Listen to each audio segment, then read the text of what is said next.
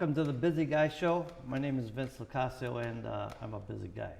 We've got another busy guy here today. His name is John Leanardi. He's general manager at Patrick Dealer Group in Schaumburg, Illinois. He's been called the Titan of the auto sales industry. He helped bring Patrick to be one of the top 3 volume auto dealership groups and one of the top 100 privately held companies in Chicago. John, welcome to the show. Hey, thank you, Vince. I know you're a busy guy. So good to be here. I'm busy. well, thanks for taking time. Thank you. Well, let's start. Did you know you wanted to sell cars when you grew up? You know what? I always had a love for cars. My dad, growing up, used to quiz me driving around. I don't know if I was 4 or 5 years old, and he said, "You know what? I'm trying to stump you as to which car is on which model was on the street." But I always loved it. I did. I always gravitated towards automobiles. Yeah, let's talk about the road to get there. I mean, this just didn't happen. But you grew up where, around Humboldt Park area? I grew up in, I was born actually on Taylor Street, and I think my family moved to the Humboldt Park area when we were 3 years old. And from there, I lived with my family. It was an Italian family who lived in a 2-flat, and kind of did everything together. It was pretty nice. All the traditions, the Italian style family dinners, which Sunday was family day, and you know what? We had pasta, and we called it macaroni on 2 o'clock on Sunday, and my grandparents lived downstairs, and my aunt and my uncle, and so it was quite a family deal. You call it sauce or gravy? Gravy. Gravy. I thought it was gravy you put on potatoes. Yeah, no, it's changed over the years, yeah. But we called it gravy. It's a question I have to ask. I think I ask it on every show. Every Sunday morning we'd have, my father said we were going to have B&G, which is bread and gravy. So we'd dunk the bread, and that's... Sometimes you were full before the pasta even came. That's exactly right. So then what, Yates Grammar School you attended? I went to grammar school, Yates, and wound up going to Lane Tech for high school, and then went on from there and went to University of Illinois at Chicago Circle campus. Nice. And just to learn a little bit about you, but you did some boxing? I did boxing in high school. I played football. I boxed. My father always, I think he boxed in the Navy, and when we were kids on Friday nights, boxing was televised on TV, and I took an interest in it and started boxing and did a little, Golden Gloves. And you're still good looking. I don't know about that. My nose was rearranged a few times. Then, I mean, you are a busy guy, because then what, you played saxophone in a rock band? I did. My father was a musician, and you know what, so growing up, when I was in grammar school and weekends, we'd get together. He played saxophone, and then subsequently I played it, and he taught me how to play, and we'd have my uncle come over and he played guitar, and my dad would switch over to clarinet, and we'd have a little trio going, and we entertained ourselves, and I loved it. So, tell me a little bit about, because you mentioned to me before about how your dad's band played for the opening of the subway. Well, yeah, he was in the big band era, and so the opening of the subway, he was in a big band, and they played for the the ribbon cutting of opening up the subway in the city, and the mayor was there and all of that, and so it was a little bit of a claim to fame for him. And my first love became music because I grew up with it. So it sounds like being a busy guy was hereditary for you. Well, probably. Yeah. He worked a couple of jobs, so I learned a good work ethic, I guess. Well, it certainly shows. We'll find out through this.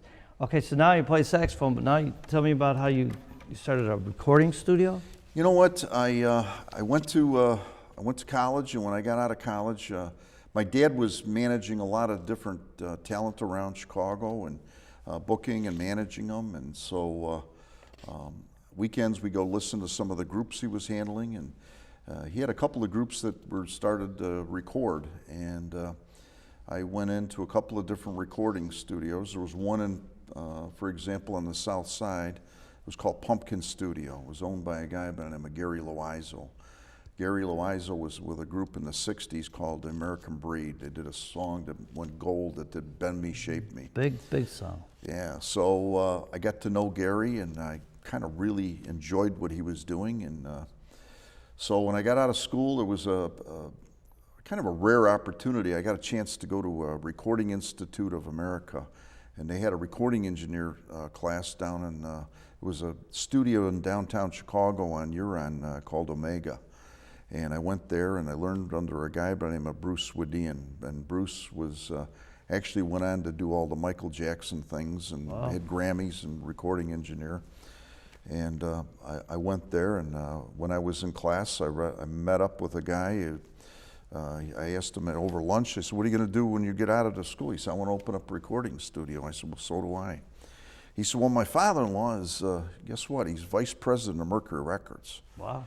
So I said, this is probably a pretty good guy to hook up with. So that's what we did. And we started, once we got out of there, we opened up our own studio and had some good success doing it. Nice. So you saw both sides of it. I mean, you saw the music and the recording end. Right, exactly. You still play your saxophone at all? You know what, I don't. I've really gotten away from it. I'm too busy, I think. You're a busy guy. So I wish I did. Okay, so now you're 24 years old, you're driving a Lincoln Mark V, and you go to trade it in or to...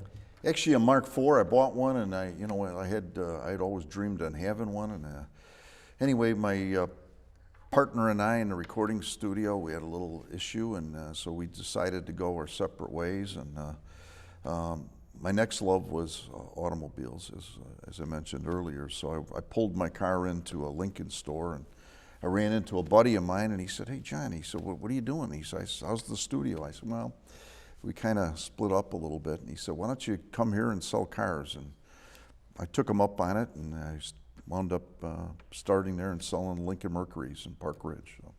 And you rose quickly. It's by 1978, you were the #1 salesman in the Midwest. I got, you know what, Vince, I was very lucky. It was right place, right time type of thing. And I got in with some of the union people, and, I started doing some big numbers of Lincolns, and got some repeat people, and it was, once again, kind of lucky. Well, you're humble to say you're lucky, but I think, a lot of it, you worked hard at it too. But so then what? Now, Mr. Hanley Dawson? 1979, I got a call from, Hanley Dawson was a big Cadillac dealer in downtown on Rush Street. And I didn't really know them at the time, but they had, Hanley Dawson III called me and put a call into me and said, I'd really like to talk to you. And my father told me way back when, if somebody wants to talk, you listen. So I went out to Schaumburg, and they had just purchased a Cadillac dealership out there, and he had asked me, he said, you know what, I'd really like you to join me. And Schaumburg was the country then. I mean, there was it a was lot the of people country. out there, It right? was the country. He even said Hanley Dawson, who came from downtown and Rush Street, he got up there and he opened up in his office, and he said, one day I saw a tractor going by, and he's going, what did I do? And It was the Cadillac tractor. it was the Cadillac store, and anyway, but I joined them out there, and I thought that, it turned out to be a good move, and there was a lot of growth, and Woodfield was just in the process of being built. And it's tell me, the name is called Patrick. That was one of his sons. He entered into an agreement to buy the Cadillac dealership in Schaumburg, and General Motors had a little bit of a problem with it. They didn't want to grant him the franchise, in as much as they were worried about monopoly laws and one family owning too much of the market. So he had a little court battle with General Motors, and he wound up winning the battle. One of the stipulations they made is you can't name it Hanley Dawson, you have to name it. So he named it after his son, Patrick. Nice. So now what? Now 6 months into this, then you're promoted to manager? Well, 6 months I was selling cars there, and then they asked me to maybe take over and become a manager there. And within, it was a good time. There was a lot of growth out in Schaumburg, and I think in 10 years we had acquired about 12 or 14 franchises, some of which we don't have today, but right now today we have 9 franchises at 5 different locations. And I could mention those. I mean, you got Cadillac, some BMW. Cadillac Saab was having their share of difficulties right now, and it's kind of going away, but Volvo, BMW, the Mini Cooper, Hyundai, which is doing very well for us now. In fact, we're building another store in Palatine right now as we speak, which will be open at the end of the year. And then down in Naperville, we have Jaguar and Land Rover. So. And what's the Fisker? Fisker is one. It's a all-battery luxury car. That's Oh, it is. It's all like It's all, electric but car? it's a high-end. It's a gorgeous car. It's resembles a Ferrari and very exotic, pricey, but it's a beautiful car. Beautiful car. Let me go over some attributes that I believe that help sell cars, and if you want to comment on them a little bit, obviously since you're an expert and been doing it so long, but like the drive and the want, the passion to sell. Yeah, the passion. I think anything you do, if you like what you're doing, you can. It affords you the pleasure of being good at it. I think the determination, and it's all about treating people the way you want to be treated, and selling yourself and making people believe in you and the sincerity. And Is that true? What they say that people will buy a product from you first because they like you, not because of the product? I think so. I mean, I especially it's changed a little bit now over the years with the internet. It's changed a little bit of it, but prior to the internet, it was a one-on-one, people coming in and they either liked you or they didn't like you. They either felt comfortable with you or they didn't. And so I think treating people, with compassion and caring about their needs is really what it's all about. And creativity. I mean, I would think that the way the industry changed and times changed, you got to. Yeah, well, the creativity is, the internet's changed. People used to come in and kind of look at the car and want to test drive it and feel it and touch it and Kick the tires and and grab a brochure. Those days are pretty much over. People do all their research online now, and they pretty much know what they want by the time they come in. Yeah, so by the time they walk in, they know the guy down the street's charging, what it costs to make it. They do. It's kind of an open book today. It's like that with everything. I mean, it is. The educated consumer, they call it. Absolutely. There's a famous quote by Vince Lombardi, I guess, that you like to live by or that you believe in. Well, I have a plaque in my office that there's no place for second place, and it's all about trying to be the best you can be and try to excel at what you do, and the work ethic and working hard. And he was kind of a mentor of mine. I saw some of his little motivational things and the way he moved his football team, and it wasn't really complicated. He made it real simple, but you know what? It's just perfect it and do it, the best you can be. There's a quote, and it says, "It's not by design. It's just that a lot of the talented guys and girls that work for me happen to be Italian." Well, we've got a lot of Italian Americans that work at Patrick, and it's not really by design. I think it's, I think there's. I think being Italian American, there's a lot of compassion. There's a lot of people skills. There's some things, and I mean, there's people that are good in all walks of life, but it just so happens that they sell cars. And they sell cars pretty well. So. Right.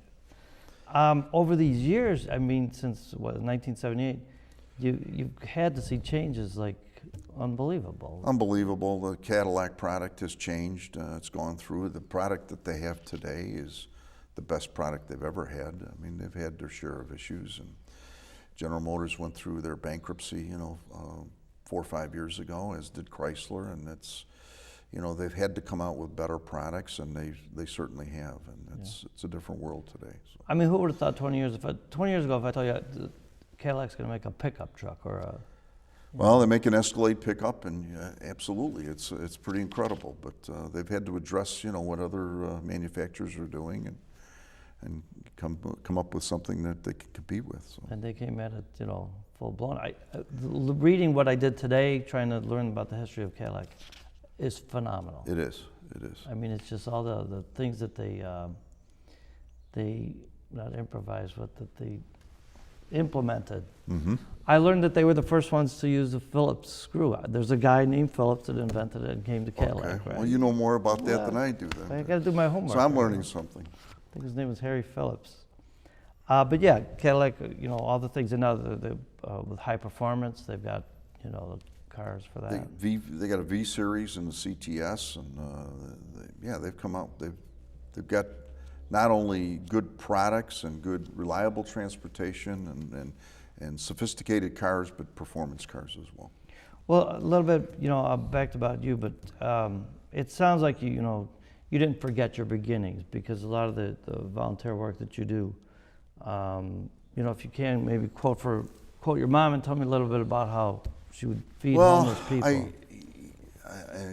I grew up in a Humboldt Park area, and you know what? Somebody was asking me how was it growing up there, and I said, well, you know what? There was times when I'd come home from lunch in grammar school, and I'd be sitting there with 4 or 5 homeless guys, and I said, Mom, In their house? In my house, having lunch with me, and I said, Mom, what are we doing? And she goes, we're fortunate, and they're less fortunate, and what we do is we take care of the people that are less fortunate. So that kind of stuck with me, to be honest with you. And so, I gotten involved in later years. I feel like I've been lucky in my career. I've been, and so I want to give back, and I think that's important. So. Nice. Well, tell me a little bit about the Unico, which is, they say it's the largest Italian-American service organization. It is, and it's all about that motto of giving back and taking care of, and charity organizations, and providing some needy people with some charitable contributions. So I've gotten involved with that. And you were chosen 2011 the Humanitarian of the Year for that. In 2011, I was honored to be chosen Humanitarian of the Year, and it was a great feeling. And one of the things I worked with Hanley Dawson IV, who's the president of our company, and great guy, and his son at the age of 4 years old was diagnosed with a childhood cancer called neuroblastoma. And there's not a lot of people that know much about neuroblastoma, but he was given a very small chance to make it to be 8 years old, and I'm happy to say today he's 11 years old and playing hockey. But we did some charity work and to bring some recognition to that disease, and in a small way, maybe we've helped a little bit. So nice. And I know there's other children's home that you're Children's Place, with? which was an orphanage for kids whose parents died of AIDS, and which is in my old neighborhood in the Humboldt Park area, and that's where they had the orphanage, and got involved with the Mercy Home for boys and girls, and did some of those things. Well, it's nice. You do like to give back. I know another thing that they help combat, or however you want to phrase it, about anti-defamation of Italians. Right. It's something I had to talk about on my show quite a bit, but I think, I like to watch The Godfather and Goodfellas as much as anybody. Right. But that can't be the only thing that we're known for. I agree, and you know what? There's been a lot of inventors, Marconi. I mean, you name it. The artistry and the painters, the architects. It's pretty hard to go through any series of Roman architecture or anything like that without seeing that there's some geniuses in there, and they did a lot for what's known today. So. Yeah. Yeah, quite a few of the mayors in the western suburbs are Italian American, right. And it's it's just to help with the show, to help promote, and you're part of it too. A great example of Italian Americans, just making us look proud. What about the Italian American Sports Hall of Fame? You're on the board of that as well? I'm on the board of directors for the Hall of Fame. George Randazzo's the founder. He's done just an absolutely remarkable job. They started out at a different location, started out actually in Elmwood Park on Grand Avenue, and we have a phenomenal facility down on Taylor Street, and it's just, the memorabilia that's in there is just, it tugs at your heart. You've got the Marciano stuff, the Joe DiMaggio stuff, the Mario Andretti race cars. You name it, the ice skating, the boxing, every aspect of sports, and the memorabilia. It's like a museum, and he's dedicated his life to the Italian American tradition, getting back to what the good that they've done in the sports, and it's an honor to be part of it, to be honest with you, and to try to help them. So you are a busy guy, I'm telling you. So are you. No. It's all an image. Well, let me talk about Cadillacs a little bit. Sure. First off, I mean, I don't know what you can elaborate on it, but it's still the choice of the President of the United States. The Cadillac is, I mean, it's a great brand, and it's, a lot of heritage, and everybody refers to things as, the best of something is the Cadillac of Sure. Ice makers or refrigerators or whatever it is. And it's an image that, has sustained them. And you know what? And like I said, today the product is as good as ever, if not better.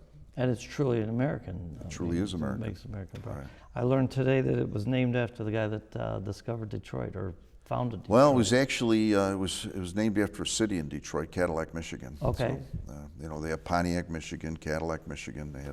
They named a lot of them. It's like Chrysler named Belvedere after the Belvedere plant in Illinois. Is that right? So yeah. And then they also get used for, I don't know if they still do it now, but ambulances and unfortunately hearses, but Hearses, right. flower cars. Yeah, flower those cars, Cadillacs. yeah. The- And a lot of, what we've done too is there's been a resurgence of stretch limos now, and we deal with a company that Maloney Coach that does some of that, and great guy, and he stretches limos, and he does a lot of them for presidential and third world countries, and bomb-proof, bulletproof, and all of that. So. And I'm very well aware that he stretched the limo for Nick's Fish Market that I used to drive. Yeah, yeah. That was one of the first ones in town that it seemed like nobody else had them, but also learning along the way, and this you could probably attest to this, what competition there is. Some of it's tongue-in-cheek, but whatever, with Lincoln. There's a website, at least one I know, Lincoln versus Cadillac. Right. Absolutely. And it's online, and everybody can do the research. And, when I broke into the business, there was, I don't know, I think there was somewhere around 26 different makes. And I think the latest count today, there's something in the 80s. So Is that right? different manufacturers. So it's, the world has gotten, and the automobile business has gotten much more competitive over the years. So. And Cadillac's still right up there. Cadillac's up there. They're also in countless movies. There's countless songs. There's Yes, it countless is. Websites. Yes, absolutely. You're right. You're right. The artwork, like classic. Usually, you see a picture in diners or whatever. They'll have the 50s, Right. the fins, the The big fins, and right, notorious for the 59 and 58s with all the fins. Well, what else? What do you see for the future of the car industry? I don't know if that's a tough question, but Well, it's. I think the worst is behind us. The last 4 or 5 years with us going through a recession, and greatest recession since the Great Depression, and but I see I think the future looks bright for the economic future of the country, and I think automobiles is there. We went through a time where they were selling in the last few years somewhere just shy of 13 million new cars a year, and now this year there's projections that they'll get to 16 million. So the overall landscape is definitely better. and to ask you because obviously you're seeing newer people coming in. What advice do you give them? I would say some guys in high school now. He says, I see it's a great industry. I want to sell cars. What advice do you have for kids? Well, you know what? When you and I were kids, Vince, everybody said, if somebody asked you when you were 15 years old, what kind of car would you like? You'd probably say, I'd want a Cadillac. Today, if you ask the 15-year-olds, it's a little bit different. They might say it's a Lexus or a Porsche, or they may say or an Acura, and you might say a lot of different things. Back then, it was basically, Cadillac, Lincoln, and maybe Chrysler Imperial. It was the luxury car end. Mm-hmm. But it's a lot changed. It's a lot more competitive. So. Well, I can't thank you enough for being here today. I got some cannolis for you. Oh, how about that? It's a tradition. So. You know my weakness. Yeah. Thank you. Thank you so much. Who doesn't? Just what do they say? Leave the gun. Leave the gun. Take the cannoli. There you See, go. there I That's go. right. Defamation right there. There you go. You go right back in it. So. But it truly was a pleasure to have you on. Thank you. Pleasure being here. See a lot of people come and go. On the not on the show, but I have great respect for you, is what I want to say. So Thank you. thanks for being Thank here. you so much, and thanks for And, having me. I'm just got to check a text there. You don't mind, do you? No, I'm a no, busy guy. no, I know you are. I got a text here. Well, I got 3 of them.